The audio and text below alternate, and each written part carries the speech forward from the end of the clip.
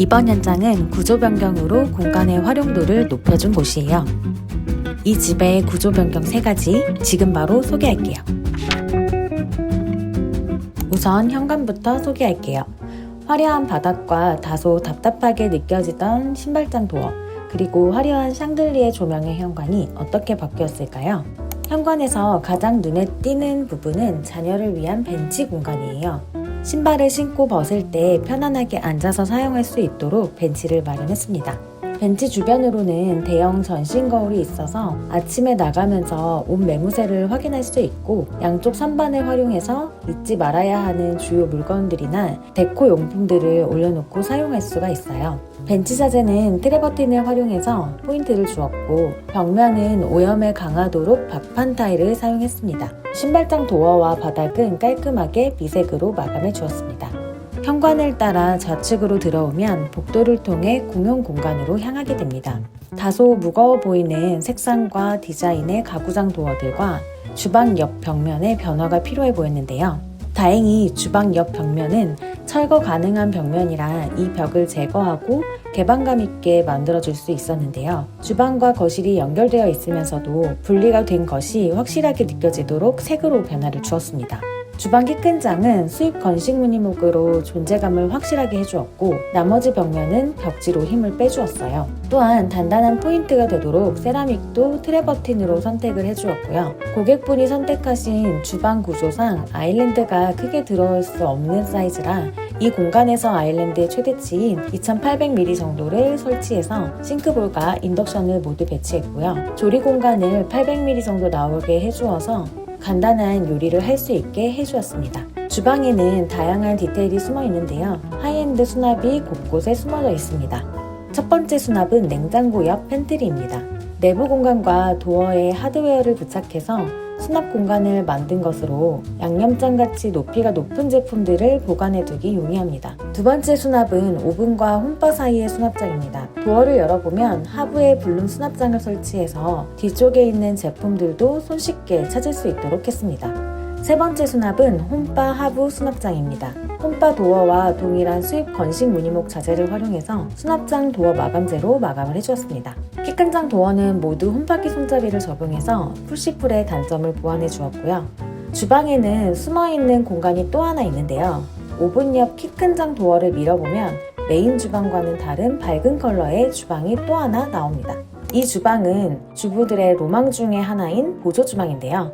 보조주방은 여러 장점이 있습니다. 지저분한 요리나 냄새나는 요리들을 보조주방에서 해결해서 메인 주방을 조금 더 깔끔하게 유지할 수 있다는 장점이 있고요. 메인 주방 쪽은 인덕션으로 되어 있기 때문에 보조주방 쪽에는 쿡탑을 활용하는 경우가 많습니다. 쿡탑 앞으로는 미닫이 도어가 있어서 문을 열어놓고 요리를 하면 되는 장점도 있습니다. 우측에는 미니 싱크볼과 지저분한 제품들을 가려준 리프트업 도어, 하부장에는 쌀통을 보관할 수 있는 공간도 마련을 해주었습니다. 그리고 우측에는 세탁기와 건조기 자리가 있는데요. 요리를 할 때 세탁기도 함께 돌리면서 집안일을 하는 경우가 있는데 그때 굉장히 동선이 편하겠죠? 보조주방에서 나와 전면을 보면 주방 옆에 양계 도어가 하나 보이는데요. 이 양계 도어는 기존에는 가구장으로 되어 있었어요. 가구장을 철거하고 비닐력 벽을 철거해서 욕실 공간을 조금 줄이고 내부 공간을 넓혀 아이의 놀이 공간으로 재탄생했습니다. 아이 장난감들이 거실로 나와 있는 경우들이 많잖아요. 그것 때문에 공간이 지저분해 보이는 경우도 많은데 장난감이나 책을 넣어두고 열고 닫을 수 있어서 활용성이 매우 좋아졌습니다. 주방 아일랜드에 서서 보면 기역자 창문으로 둘러싸인 거실이 보입니다. 기존 거실은 우드 프레임의 창호가 눈에 띄고 천정 샹들리에와 우물 천정, 그리고 아트월이 눈에 띕니다. 이 공간이 어떻게 바뀌었을까요? 우드 프레임의 창호는 미색 필름으로 변경해주고 TV 대신 빔 프로젝트를 사용할 예정이라서 아트월 벽면도 깔끔하게 정돈시켜준 다음에 그 앞으로 낮은 장을 하나 만들어주었어요. 낮은 장에는 셋톱박스나 스피커 등을 연결할 수 있는 콘센트 박스를 매립해 주었고요. 낮은 장 우측에는 이 집 거실의 디자인 요소가 하나 숨어 있는데요. 수증기를 이용하여 불 느낌을 표현해주는 수증기 패치카입니다. 불이 들어오면 따뜻한 느낌도 나고 다른 집에서 볼 수 없는 우리 집만의 디자인 포인트가 되어서 찾는 분들이 종종 있습니다. 우물천정은 유지해주면서도 간접 조명이 나올 수 있도록 목공으로 정리해 주었고 중간에는 실링팬도 설치해 주었습니다. 집은 전체적으로 모두 원목마루로 마감해서 포근한 느낌을 연출해 주었습니다. 이전 안방은 어떤 느낌이었을까요? 이전의 안방은 어두운 바닥에 어두운 프레임의 창으로 되어 있었어요. 바닥은 동일한 원목마루로 마감해주고 벽은 미색 필름으로 변경하고 벽지도 미색 벽지로 변경해 주었습니다. 침대 헤드 벽면에는 패브릭 수입 벽지로 은은한 포인트를 추가해서 벽등을 켰을 때 은은하게 결이 느껴지도록 해주었고요. 기존에 있던 우물천정을 살려서 간접 등박스를 조성하고 실링팬을 설치해 주었습니다. 안방 침대와 침대 헤드는 저희가 제작해 드렸는데요. 사이드 테이블과 침대 코너 부분을 라운드 처리해서 무심코 지나다닐 때 부딪히지 않도록 해주었습니다.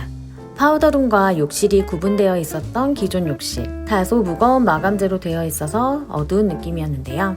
씻고 난 후에 파우더룸과 욕실을 자유롭게 드나들며 준비할 수 있도록 하나의 연결된 공간처럼 만들어 주었고 샤워 공간과 양변기 공간을 조적벽으로 분리해 주었습니다. 먼저 파우더룸은 세라믹 자재를 활용해서 서랍 도어를 마감해 주었고 거울 양옆으로 빛이 나오게 해서 화장을 할 때 얼굴을 더 자세히 볼 수 있도록 해주었습니다. 파우더룸 주변으로는 여러 수납 공간이 숨겨져 있는데요. 높이가 다양한 화장품들을 편리하게 정리할 수 있도록 블룸 서랍장을 적용해주고 우측 미드웨이에는 리프터 하드웨어를 활용해서 내부에 자주 사용하는 화장품 그리고 드라이기 등을 수납할 수 있도록 해주었습니다. 우측 하단에는 직배수형 로봇 청소기를 놓을 수 있는 공간이 있는데요. 욕실에서 가깝기 때문에 직배수 설치가 용이했습니다. 욕실 파우더룸과 연결된 공간에는 세면대가 배치되어 있는데요. 세면대는 부부가 각각 사용할 수 있도록 나눠서 배치를 해주었습니다. 타일에 언더볼 세면대를 부착해서 사용성을 높여주었고 하부에는 각각 서랍장을 배치해서 본인의 제품들을 넣어서 보관할 수 있는 공간을 만들어 주었습니다. 우측 벽면은 구조 변경으로 공간을 줄여주면서 매립 가구장을 만들어 주었는데요. 내부에는 전동 칫솔이나 면도기 등을 충전할 수 있는 공간이 나옵니다.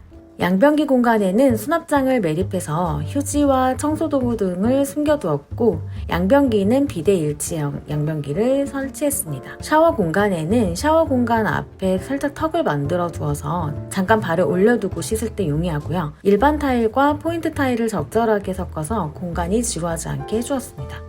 안방 욕실에 서서 파우더룸을 바라보면 전면에 키 큰 장이 하나 보이는데요. 잠옷이나 계절옷 등을 보관해두기 요기한 공간입니다. 이 집에는 욕실이 총 3개가 있는데요. 공용욕실, 안방욕실, 그리고 아이방 욕실이에요.